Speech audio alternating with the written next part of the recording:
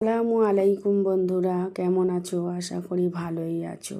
সকালে হাঁটতে বেরিয়েছিলাম, তারপরে বাড়ি ফিরে ব্রেকফাস্ট করে নিলাম।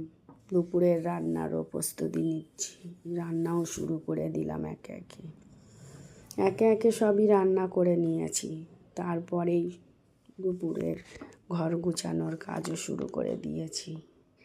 একে একে সব ঘরগুলো পরিপাটি করে গুছিয়ে নিয়েছি, দেখতেই পাচ্ছ।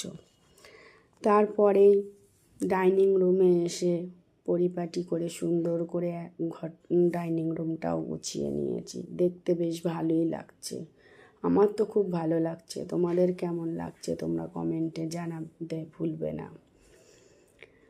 তারপরেই দেখতে পাচ্ছ রান্নাঘরে গিয়ে খাবার খুলে নিলাম, নিয়ে আমি আর আমার মেয়ে খেয়ে নিলাম। ওর আব্বু বাড়িতে নেই। তারপরে ছাদে উঠে জামা কাপড়গুলো গুছিয়ে নিচে নেমে আসলাম। সন্ধ্যের টিফিনটাও তৈরি করছি। একটু চা বানিয়ে নিলাম আর একটু ঝাল ঝাল চাউমিন।